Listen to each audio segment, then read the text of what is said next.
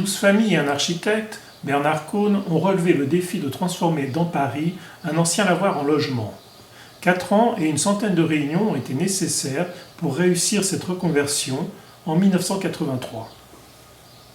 Avec mon mari, on a écumé les rues parisiennes. À ce moment-là, on pouvait rentrer dans les fonds de cours. Alors, on partait avec un plan et on coloriait tout le 15e. Enfin, on a fait beaucoup de démarches. Et puis, finalement, je lisais une rubrique dans le Figaro sur les locaux industriels. Et on est tombé sur une annonce pour ce lieu. Et c'était un lieu énorme.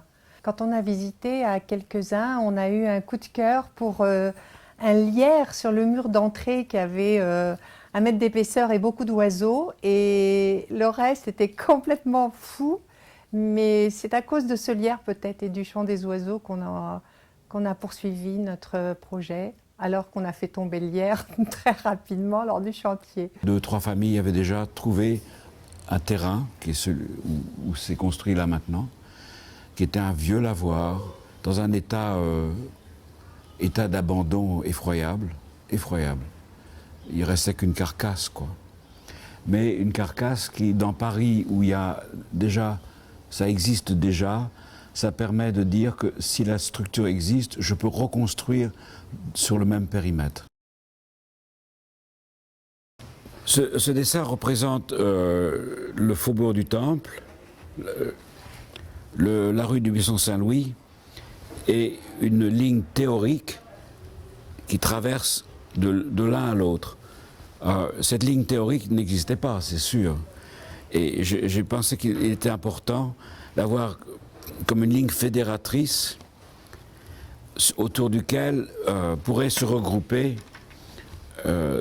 autour duquel pourraient se regrouper les différents logements. C'est pas assez. Et ça impliquait en même temps qu'il fallait retrouver des espaces ou un espace commun. Donc il y avait le cheminement central, un grand espace commun, et également à l'arrière un espace partagé, qui est un jardin. Et au début, une entrée, quoi, quelque chose comme un genre d'entonnoir. Donc c'est de retrouver des lieux d'appartenance qui se greffent sur une ligne directrice. Après, j'ai travaillé sur plusieurs axes. Il y a donc cette première axe qui est un axe relationnel. Il y a un deuxième axe où on se situe actuellement dans cet espace, qui est un axe transversal, qui donne lieu à des petits recoins sur lesquels on peut se mettre. Et pour moi, il y a un troisième axe, qui est l'axe vraiment, on va dessiner du jaune, avec le soleil, du bleu, le ciel. C'est l'axe, un axe éthique, un axe presque religieux, avec l'eau du bassin, le ciel. Et cette convergence se situe effectivement ici, dans l'espace où nous sommes. C'était quand même une structure en bois de 1500 mètres carrés. Donc au début on était 5 intéressés, mais on n'était pas assez riches pour se faire des grands lofts. Et donc chacun a ramené des amis. Et la majorité des gens qui sont là, c'était mes amis. Donc voilà, de 5 on est passé à 11 logements. Avec des grands et des petits, on s'est beaucoup chamaillé pour savoir qui était au milieu, qui était en haut, qui était au rez-de-chaussée. Mais il y avait aussi des problèmes d'argent qui faisaient que certains pouvaient acheter plus de mètres carrés que d'autres.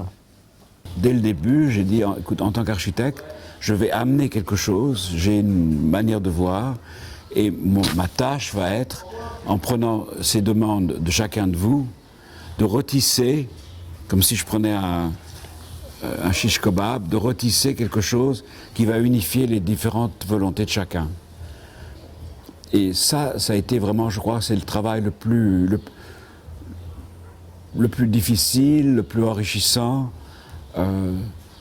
Avec ce mot anglais de challenge, c'est vraiment un défi intéressant. En fait, on avait, je dirais, à suivre 3 domaines. Un domaine juridique et, disons, financier.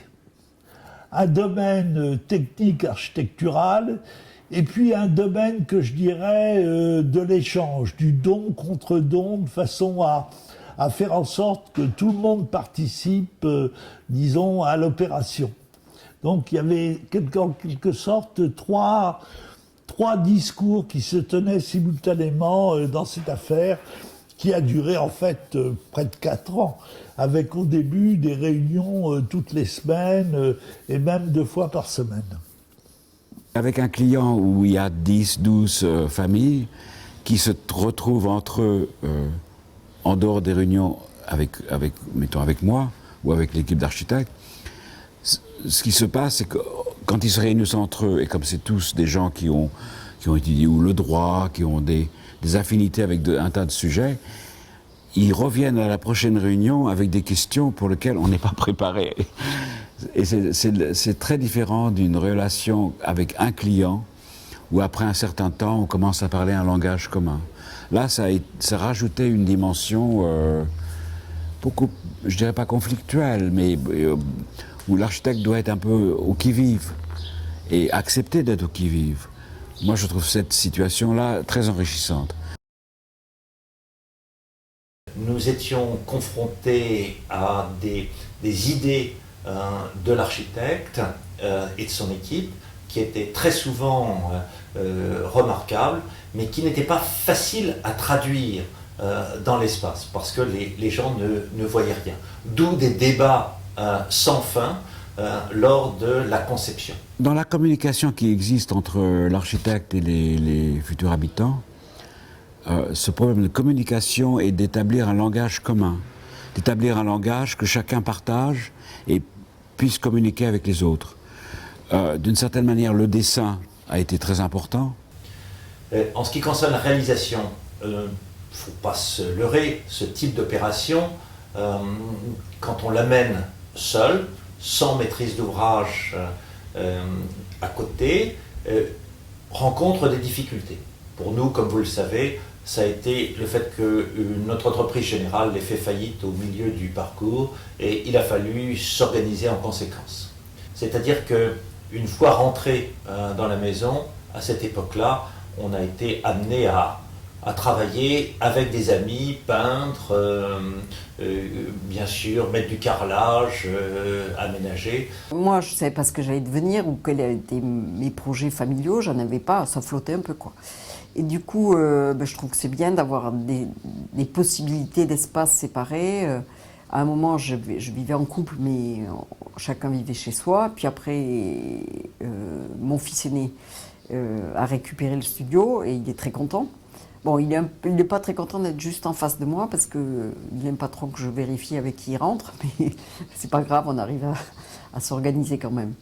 Et lui, il est quand même content de venir manger ici plutôt que de se faire la bouffe chez lui, voilà. Donc c'est très bien une architecture qui peut bouger, mais elle bouge aussi parce que les gens s'entendent bien. On bouge pas, on ne pourrait pas faire ça dans une copropriété où on se prête un moment une chambre, où après on la reprend. Voilà, je pense qu'il y a aussi, dans l'habitat autogéré, il y a quand même une volonté commune qu'il faut vraiment mettre en avant, quoi.